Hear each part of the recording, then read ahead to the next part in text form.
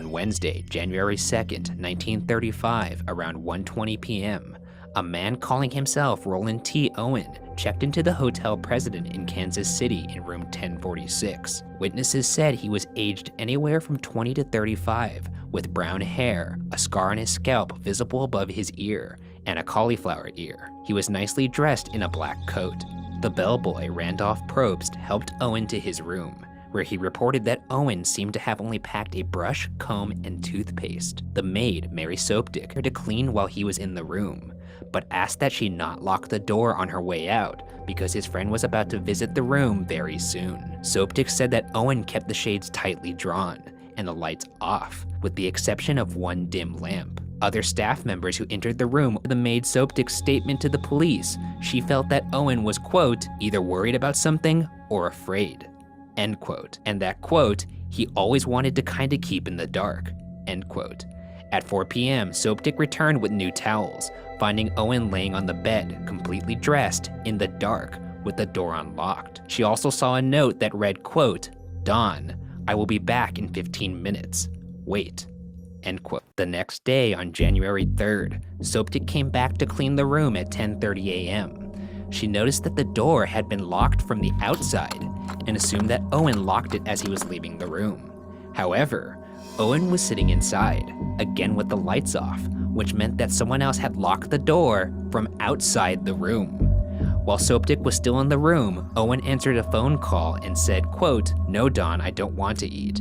I am not hungry. I just had breakfast, end quote. Repeating, quote, no, I am not hungry, end quote. Soapdick came back around 4 p.m. to deliver fresh towels. She heard two male voices from inside the room. When she knocked, she heard a rough voice say, quote, who is it, end quote. When she explained that she had fresh towels, the man said, quote, we don't need any, end quote, even though there were no towels left in the room. During the night, a woman staying in room 1048 would report hearing loud voices, both male and female, cursing on the same floor. Though, there was apparently a party going on that night in room 1055. Now things begin to get very strange. The next morning, on January 4th, around 7 a.m., the hotel phone operator noticed that Owen's hotel room phone had been off the hook for a while without being in use. So, she sent the bellboy Probst upstairs to 1046. Despite the locked door having a don't disturb sign, Probst knocked a few times and heard a low voice say, quote, come in, turn on the lights. Locked, and no one was getting up to let him in. So after knocking repeatedly, Probst said, quote, put the phone back on the hook, end quote, assuming that Owen was drunk. Around 8:30 a.m., about an hour and a half later, the phone was still off the hook, and another bellboy, Harold Pike, let himself into the room with the passkey. Using only the light from the hall, the bellboy Pike observed that Owen was in bed, naked, and seemingly drunk. He also noticed that the bedding was darkened around Owen.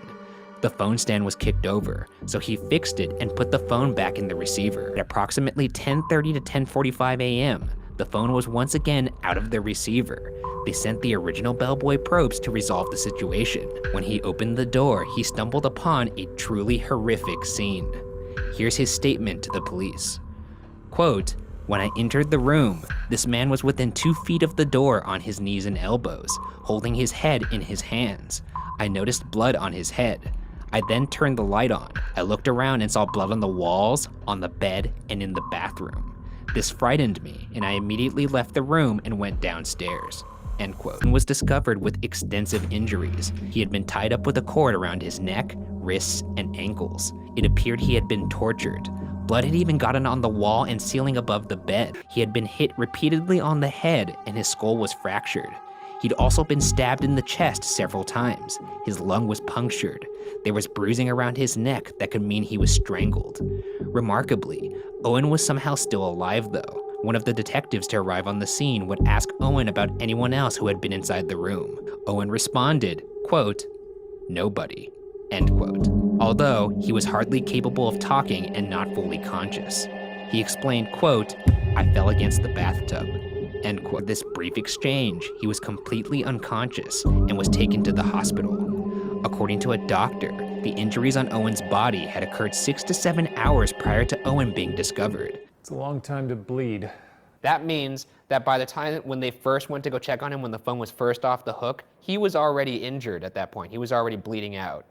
And still said, come in, turn on the lights. Unless, of course, it wasn't him. It was Don waiting to do more murdering. Detectives found no weapon, nor any of Owen's belongings in the room, therefore removing suicide from the equation. 4 fingerprints were found on the phone stand, potentially from a female. Owen would die after midnight on January 5th at the hospital. When Owen initially checked into the hotel, he mentioned he was from Los Angeles, but Los Angeles authorities were unable to find any record of a Roland T. Owen, bringing into question whether that was the victim's real name. His body was placed for viewing at Melody McGilly Funeral Home.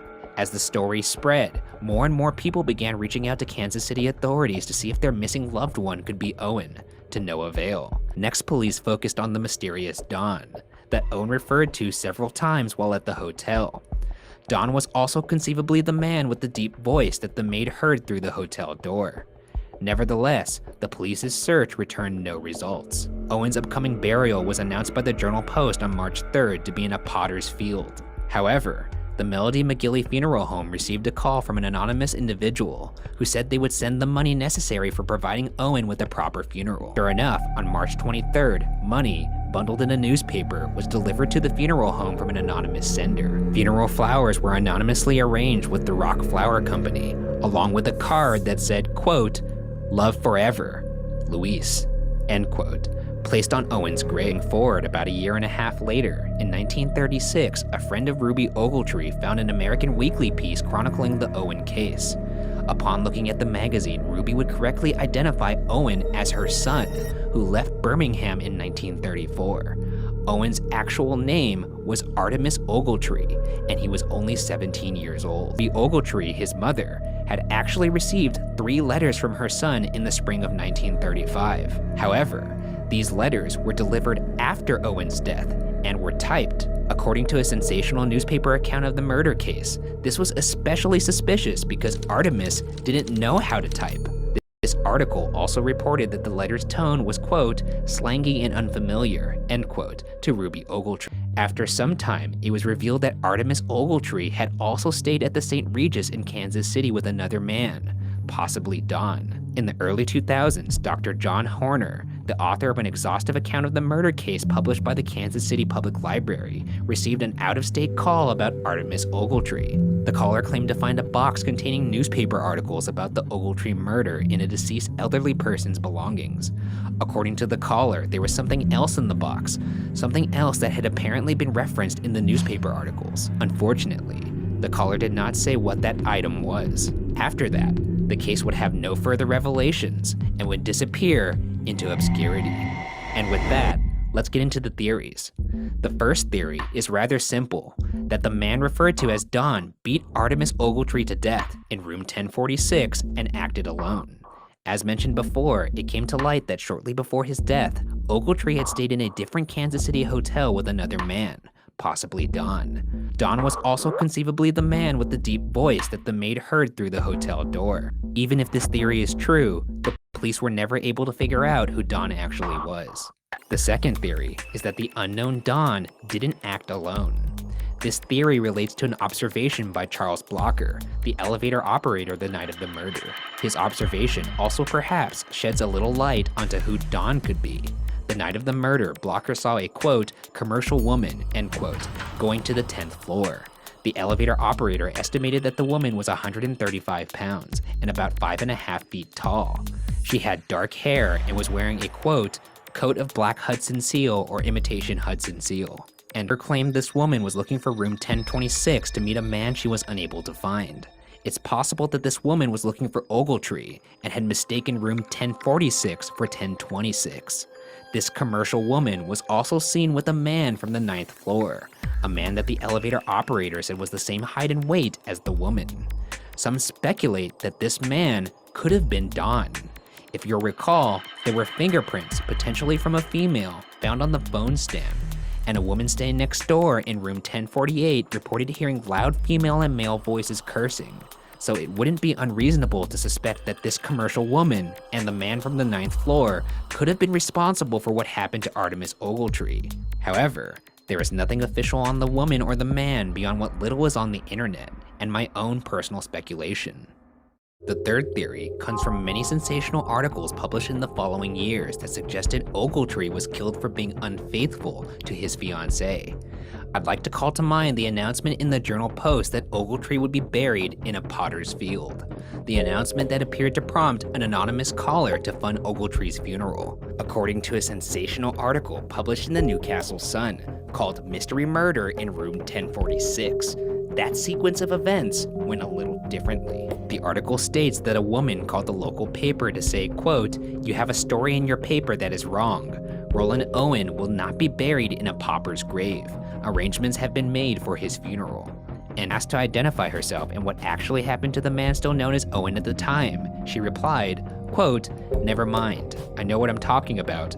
He got into a jam," end quote, before hanging up the phone. At the same time, a man called the funeral parlor where Owen was held and said, quote, "Don't bury Owen in a pauper's grave. I want you to bury him in Memorial Park, Sister. I'll send funds to cover the funeral expenses," end quote. The man apparently explained that Owen had jilted a girl he was engaged to, and that in room 1046, Owen the man and the jilted girl had a, quote, "little meeting," end quote. Before hanging up, he said, quote, "Cheaters usually get what's coming to them," end quote. Shortly after, the Rock Floral Company received a call asking for, quote, 13 American Beauty roses sent to Roland Owen's funeral, end quote. The voice added, quote, "I'm doing this for my sister," end quote. Other than that, the mysterious death of Artemis Ogletree has been left to collect dust on the shelves of investigators, with no other possible leads or clues. To this day, it is unknown what truly happened in hotel room 1046. Was Ogletree held prisoner? Was he actually punished for cheating on his fiancée? The case will unfortunately remain unsolved.